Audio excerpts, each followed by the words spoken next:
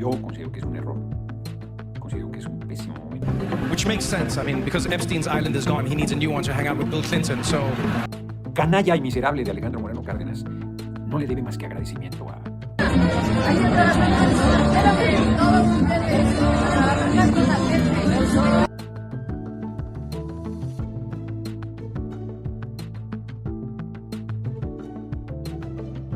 Esto es Las Voces del Patrón, tu ventana a los hechos. Gerardo Fernández Noroña calificó como una mala decisión la salida de Adán Augusto López de la coordinación de Morena. Yo, ya saben, siempre hablo con verdad y por supuesto a mí no me gustó. La decisión dije de sorpresa, aunque llevaban mínimo 2 meses mandándolo de embajador a Francia. Y entonces estaban con ese rumor insistente, muy insistente. La derecha empujaba la salida de Adán Augusto. Tiran misa, pero no le perdonan la buena operación política que hizo. Yo considero que es un error. Considero que es un pésimo momento. La oposición ya vieron al canalla y miserable de Alejandro Moreno Cárdenas.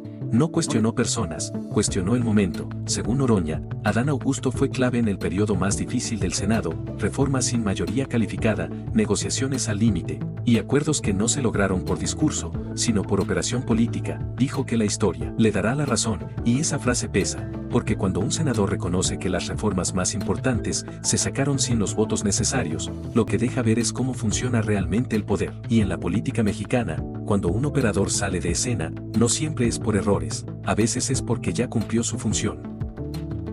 Un chiste, una frase incómoda, y un presidente anunciando demandas desde la madrugada. Trevor Noah bromeó sobre Donald Trump, Bill Clinton y la sombra persistente de Jeffrey Epstein. El auditorio rió, la Casa Blanca no. Song of the Year. Congratulations, Billie Eilish. Wow. That is a Grammy that every artist wants. Almost as much as Trump wants Greenland. Which makes sense. I mean, because Epstein's island is gone, he needs a new one to hang out with Bill Clinton. So, oh, I told you it's my last year. What are you going to do about it? Trump no solo negó cualquier vínculo con la isla de Epstein, algo que legalmente ya ha hecho antes, sino que respondió como suele hacerlo, desacreditando, amenazando y señalando a la prensa y a la comedia como enemigos. Lo inquietante no es el chiste, lo inquietante es la reacción. Porque cuando el humor provoca demandas, cuando la sátira se convierte en difamación según el poder. El mensaje es claro, reírse de ciertos temas tiene consecuencias, no es un caso aislado. Trump ya ha chocado antes con presentadores, comediantes y periodistas, la crítica molesta, la risa expone, y Epstein sigue siendo un hombre que incomoda a demasiados, tal vez por eso el enojo no fue por los Grammy, sino por lo que el chiste recordó, que hay historias que el poder preferiría enterrar, pero que el humor se empeña en desenterrar. Ya vieron al canalla y miserable de Alejandro Moreno Cárdenas. No le debe más que agradecimiento a Adán Augusto. Alejandro Alito Moreno estalló contra Gerardo Fernández Noroña, después de que el legislador afirmara que el dirigente del PRI debería agradecerle a Adán Augusto López su permanencia política. Ya vieron al canalla y miserable de Alejandro Moreno Cárdenas. No le debe más que agradecimiento a Adán Augusto. Adán Augusto ha sido realmente gentil con ese ser miserable del establo llamado Alejandro Moreno Cárdenas. Y eso responde con puñaladas por la espalda. Pues esa gente las armas. Es un traidor a la patria y traidor al pueblo. Un ser ruin.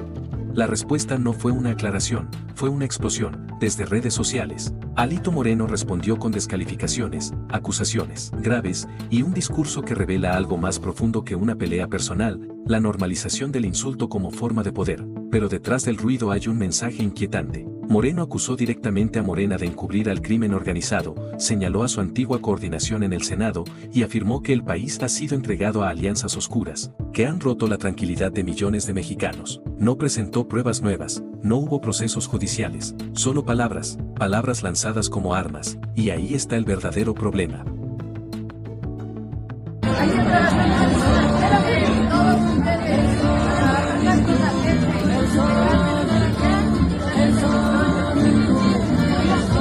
No fue un discurso, no fue un mensaje planeado, fue un regaño captado por una cámara y filtrado después. En San Quintín, Baja California, la presidenta Claudia Sheinbaum alzó la voz contra sus propios cuadros de Morena. Detrás de una valla metálica, lejos de la gente, estaban senadores, diputados y autoridades locales. La orden fue directa, trabajen más con la gente. El contraste fue evidente. Para conocer, Presidenta, pues conocer el contexto que tocó finalmente y que pues llamó a la atención a los legisladores. ¿Qué vivió pues en el Estado? El día de ayer, antier, perdón, que estuve ahí, a la hora que platiqué con la gente, había como 4,000 personas. Pues les pregunté ¿cuántos llevan 10 años viviendo aquí? Pocos. 20 años, pocos. 30 años, la mayoría. Cuando pregunté cuántas horas trabajan, la mayoría más de 8 horas al día. Frente a esta situación, pues obviamente uno queda, pues se siente, pero hay cierta tristeza, cierto acongojamiento y sentimiento. Entonces cuando voy saliendo, algunos diputados me decían foto. Entonces como que me parecía que no iba una cosa con la otra, ¿no? La foto de la presidenta con la circunstancia que estábamos viviendo. Entonces por eso un poco molesta. Les dije, no anden allá arriba, no se queden allá en el Congreso, acá en la ciudad nada más, vayan a territorio, estén cerca de la gente, porque pues es lo que todos los que venimos de este movimiento pues tenemos que tener presente siempre, y más cuando ves carencias tan importantes en una población. He llamado a todas y a todos de que hay que estar cerca de la gente, y sobre todo cerca de la gente humilde, que es la que más nos necesita.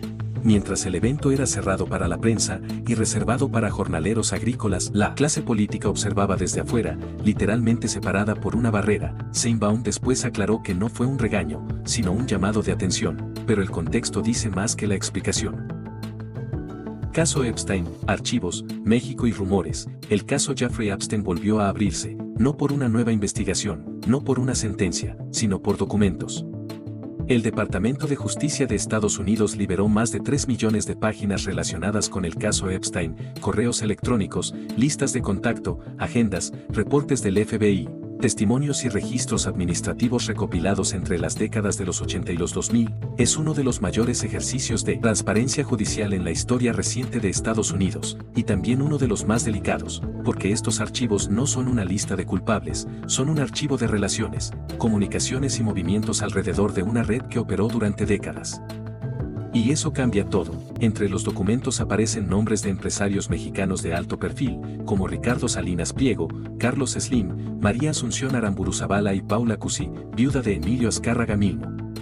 Es fundamental decirlo desde el inicio, aparecer en estos archivos no implica haber cometido un delito, no es una acusación, no es una prueba, no es una condena. En los documentos, estos nombres aparecen en contextos muy específicos, correos electrónicos, menciones indirectas, gestiones financieras, referencias a cenas privadas o proyectos culturales e inmobiliarios. Por ejemplo, uno de los registros menciona una cena privada en California en 2011, organizada por un intermediario cultural, donde el nombre de un empresario mexicano aparece junto al de otras figuras globales del poder económico. No hay señalamientos de delitos, solo registro de presencia o invitación. Todo esto y más, solo en Las Voces del Patrón.